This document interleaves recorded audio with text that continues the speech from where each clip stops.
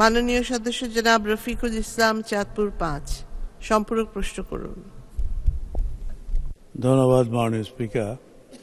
আমি আপনার মাধ্যমে জনপ্রশাসন মন্ত্রী জনাব ফরহাদ হোসেনের কাছে জানতে চাচ্ছি, সরকারের চাকরিতে যোগদানের যে বয়সসীমা আছে এটা অনেক আগে নির্ধারণ করা হয়েছিল। ইতিমধ্যে আমাদের লাইফ এক্সপেক্টেন্সি বাংলাদেশের জনগণের 62 সাল থেকে প্রায় 72 এসে পৌঁছেছে।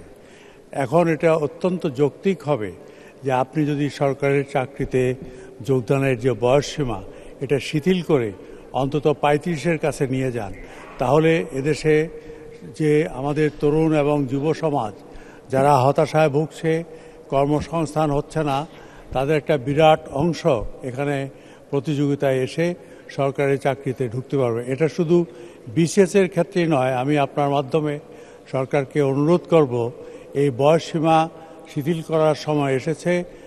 লক্ষ লক্ষ ছেলে মেয়ে হতাশায় ভুগছে, তাদেরকে বয়সসীমা শিথিল করে সরকারি চাকরিতে যোগ দেওয়ার সুযোগ সৃষ্টি করা সময় হয়ে গেছে। আমার মনে হয় এ ব্যাপারে আমরা সেই যে আমাদের না একটা মনোভাব, এখান থেকে বেরিয়ে এসে হাতে চলে আসতে হবে। আপনাকে ধন্যবাদ মাননীয় স্পিকার। ধন্যবাদ মাননীয় মন্ত্রী।